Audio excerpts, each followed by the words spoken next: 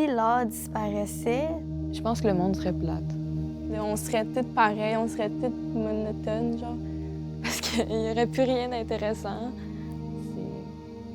C'est comme si on serait déconnectés.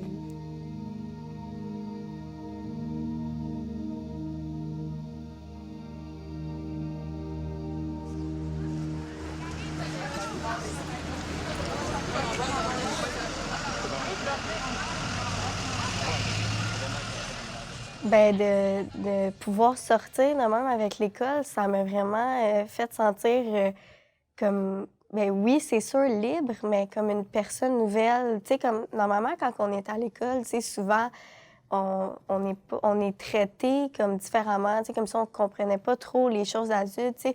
C'est sûr que moi, mettons, je suis en secondaire 5, j'ai 17 ans, puis tu sais, je veux dire, à l'extérieur de l'école, je vis des choses, tu sais, que je me prépare à la vie d'adulte, puis tu sais, veux pas, c'est quand même stressant.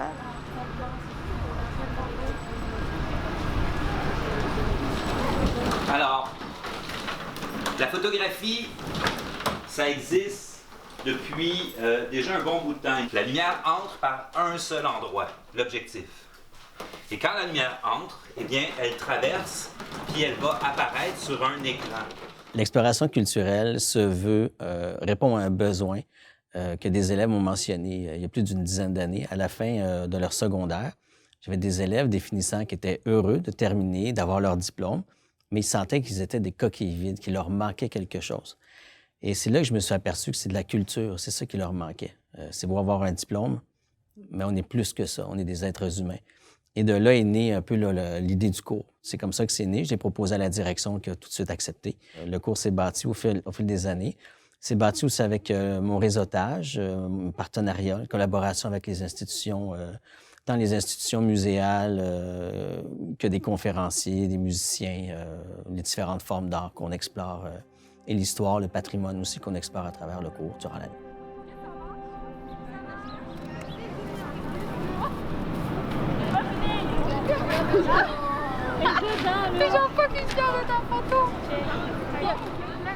Le programme avec Christophe, Exploration culturelle, ça apporte de la culture. Genre, ça va m'apporter plein de trucs. Puis même si c'est pas histoire ou maths ou français, c'est autre chose. Là. Tu connectes avec les autres. C'est vraiment... on est tous plus proches.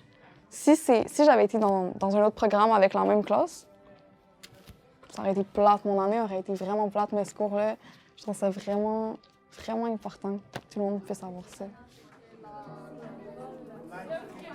On a en enseignement avec les milieux institutionnels et muséals et tout, on a ce qu'on appelle de la médiation. Ce sont des activités pédagogiques montées à partir d'une exposition, d'une conférence, d'un thème, pour amener les élèves dans leur réflexion, dans la compréhension d'une œuvre ou quelque chose comme ça. Moi, ce que j'aime depuis plusieurs années, c'est l'intermédiation. Ça veut dire que j'ai quelqu'un du théâtre, j'ai mon artiste, et ces gens-là se parlent. J'ai mon photographe, et les élèves voient des artistes qui se parlent entre eux pour décloisonner. Bien, pourquoi je me suis impliqué avec Christophe Surget et avec son cours d'exploration culturelle, c'est que ce cours-là, pour moi, est primordial puis est un exemple de ce qu'on devrait faire. Tout le monde devrait passer à travers ce cours-là parce que c'est un cours qui fait le pont entre le français, entre l'histoire, entre les cours d'art plastique. C'est vraiment une ouverture sur le monde. Alors, les jeunes sont considérés comme des jeunes adultes. Et quand ils rencontrent un conférencier, ils ne sont pas infantilisés. On veut les emmener plus loin. Et ça demande un effort, ça demande un engagement, mais ils en sortent toujours gagnants parce que leur estime de soi s'améliore, parce qu'ils découvrent un nouveau monde et ils découvrent les clés du monde pour comprendre comment le monde fonctionne, pour comment l'apprécier.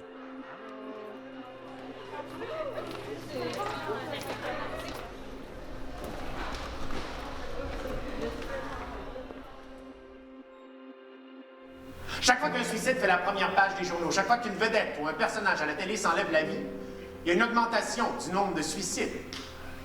Le suicide, c'est contagieux.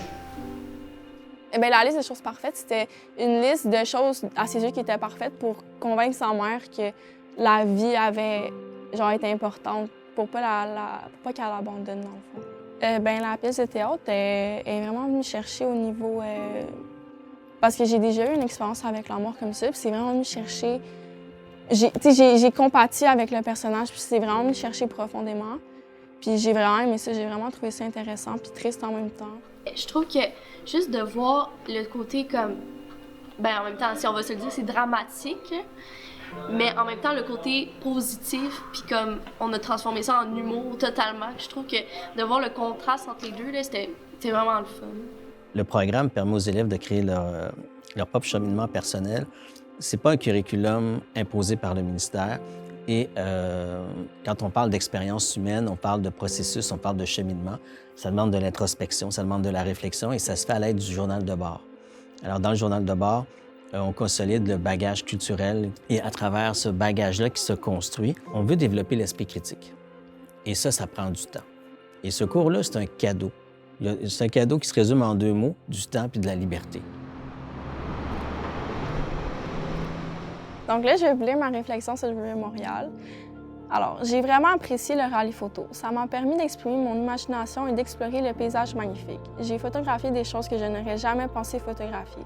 J'ai aussi bien aimé la liberté que nous avons eue cette journée dans le vieux Montréal. Cette sortie a fait en sorte que notre classe s'est vraiment rapprochée. Des gens avec qui j'ai rien en commun, puis qui restaient dans leur gang et moi dans la mienne. On a vraiment pu avoir des belles conversations, puis ça l'a fait en sorte qu'on s'est rapprochés. Je pense que l'option va vraiment m'aider dans mon parcours scolaire. Cette journée m'a permis de connaître des nouvelles personnes avec qui j'aurais jamais pensé bien m'entendre. J'ai adoré être ailleurs que dans une salle de classe pour apprendre d'autres choses. Là, je vais vous lire un truc que j'ai écrit. J'ai dit que j'avais adoré la pièce puis que je savais pas par recommencer. Pour ma part, genre, dernièrement, ça n'a pas toujours été facile. Puis le message qui m'a vraiment marqué, c'est que tout s'améliore puis que tout le monde peut trouver la force de s'en sortir. J'ai apprécié qu'on parle de dépression et de suicide parce qu'on ne peut jamais vraiment savoir ce que la personne à côté de nous a vit. Ça m'a beaucoup touchée, puis j'ai un petit peu pleuré. C'était vraiment cool comme pièce.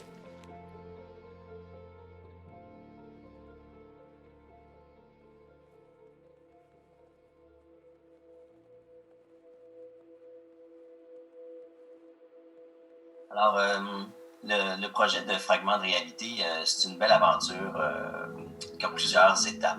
On a commencé évidemment, on a vu le rallye photo dans le Vieux-Montréal qui sert à consolider un peu l'esprit d'équipe, mais aussi à donner les outils via la médiation pour que les élèves puissent avoir les outils pour être capables de réaliser une œuvre dans laquelle ils vont s'exprimer. Donc, la photographie, la démarche artistique de Denis Laramé et les 2 pièces de théâtre c'est comme le fond du projet où les élèves pouvaient puiser leur inspiration pour réaliser leur œuvre en 2D, qui consiste en une affiche d'environ 2 par 3 pieds. Mais en même temps, l'objectif derrière tout ça, c'est que les élèves puissent exposer leur œuvre. Ça prend un public, ça prend des spectateurs, parce que c'est un dialogue. L'art, la culture, c'est un dialogue avec le public. Et à cause du contexte actuel, on n'a pas de lieu d'exposition réel, concret. Mais au lieu de se morfondre dans tout ça et que le projet tombe à l'eau, avec les partenaires, on a été capable de trouver des solutions, justement, d'où ce documentaire. Et dans ces œuvres, vous allez voir, c'est des histoires personnelles, émouvantes, uniques, dans laquelle on retrouve chaque fille, chaque élève, chaque garçon a dû insérer un élément personnel et secret. Donc, dans chaque œuvre, il y a quelque chose qu'eux seuls connaissent la signification. Vous allez voir des histoires d'amour, d'amitié, de rêve et d'espoir, qui sont des choses qu'on retrouve souvent. Ce sont des thèmes qui les touchent profondément en ce moment dans le contexte dans lequel on est. Et d'ailleurs, aujourd'hui, de ma caméra, c'est ironique parce que c'est comme l'école à distance, c'est notre quotidien maintenant. La situation dans laquelle on est présentement, où je vous parle, c'est le quotidien de mes élèves. Quand on fait de l'art, on peut être qui on est réellement, mais en même temps, on peut prétendre être quelqu'un. Donc, on peut se mettre sur une autre forme, exemple le théâtre. Bien, juste de savoir de la culture, je pense que vu qu'il y en a tellement de cultures différentes sur la Terre, ça permet de comprendre d'autres humains. Si l'art disparaissait, je pense que c'est un peu drôle à dire, mais je pense que le monde serait comme en noir et blanc. Là, ça serait vraiment comme tout le monde est pareil, tout le monde fait la même chose. Il n'y a pas quelque chose qui est hors du commun. Ça serait plate pour elle. La culture, sous toutes ses formes, peut mettre un baume sur l'âme humaine qui souffre. Et en ce moment, beaucoup de gens souffrent en silence. Et la culture et l'art est une réponse à cette souffrance, est un baume qu'on peut mettre sur ces souffrances-là, et surtout auprès des jeunes.